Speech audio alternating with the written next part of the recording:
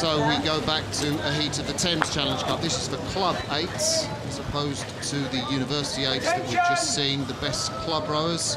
And we have got two crews for you. On the right-hand side, it's Exeter Boat Club, Exeter Rowing Club, I'm terribly sorry. And they look to be steering a little bit towards the left-hand side, and the crew of Sport Imperial Boat Club, who have quite a pedigree in this event, Mark. Yeah, the Sport Imperial crew, they were finalists last year in this event. You know, they lost.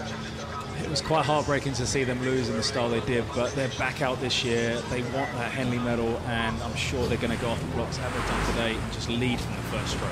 Well, they've shown their intent. I mean, there's not a minute of the race gone, and they've already got a clear lead. That's Sport Imperial at the top of your screen, disappearing out of shot, and the boys from Exeter Rowing Club with green blades nearest to us. Yeah, this is going to be a challenging position for the Exeter boys to be rowing in now. That they're behind, they'll start picking up the dirty water coming from those puddles from the Imperial boat.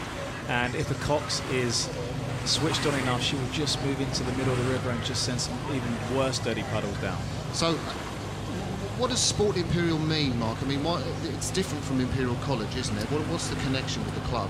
Yeah, it's a mixture of university students and people outside. Like, if you raced under Imperial as itself, then it'd have to be pure students, but they have athletes that may be outside of that row at the club. Yeah, and of course we're talking about the Sport Imperial crew. The camera's zooming in, you can see the distance that they've mounted over Exeter Rowing Club behind in green, and they row out of their club on the tideway. That's the tidal reaches of the River Thames down at Putney. Fantastic gymnasium there.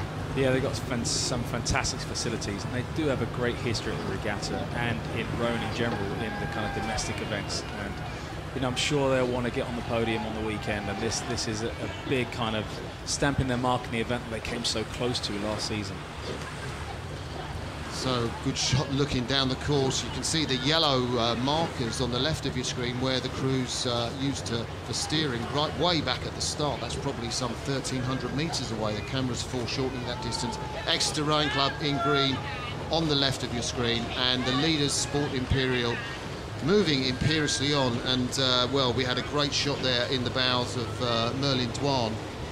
Dave Loveday, Matthew Ponting, Florian Herbst, Dominic Howard, George McCurdy, Till Teats and stroke Patrick Hudson. And I'm just checking what the names are for the Cox. I'm not sure. We've got one different name on the programme and one on our commentary sheet. I do apologise for earlier mistakes for the Tideway Scullers. I was calling Billy Fields that stroke in that crew, and of course Billy Fields was rowing behind in the 3 seat. So shows you we need to get our P's and Q's right. But one thing's for sure, Imperial College are dominating this event here. But what's great, when you talked about the Coxes there, they do have assessments themselves. They aren't just given the seat, they have to prove their worth, just as athletes do. So these Coxes have earned their right to steer these boats down the course. They haven't just been given the seat. So there will be changes as athletes get changed during the regatta due to the performance of the Coxes and how well they steer. Yeah, and we're looking at Jessica Terrell in the Cox's seat there of Imperial. And I mean, what do you do? How do you trial a Cox, Mark? There she is. The Coxes will have different kind of exercises to athletes. Athletes, it's all based on performance and how fast you can go on an ergo and how quickly you can move boats. With Coxes, it's more about how you speak to people, how you get them to believe in what you're telling them, how you get them to focus, and obviously how loud you can speak, because when there's 2 8s side by side, the noise that comes from these boats, you need to be able to shout loud, make sure that your instructions are very clear. Okay, so we're looking at Sport Imperial Boat Club now, the mixture of alumni and students come down to the finish. I mean, it looks like their strokes per minute has really lowered now as they come into this final phase of the race now. Yeah, they'll be looking, they've got a nice lead now, so they can start to relax, and they'll be thinking about conserving energy the rest of the regatta. This is racing every day. They don't get any rest days, so they'll be making sure that they're not overworking. They can really start to recover, and they will be starting to think about their race that will be coming on tomorrow. So Sport Imperial progress serenely, I will say serenely, because they've dropped the pace very much so, and we will try and get across who they might be racing tomorrow for you as they come up to the finishing line. It looks So that'd be a good battle tomorrow when the Sport Imperial will be racing London A. London A. So we saw London A come down earlier, and Sport Imperial, comfortable victory. They managed to keep some energy in the bank for that race, Mark, against London A, Thursday's race. And I think, is that Merlin Dwan?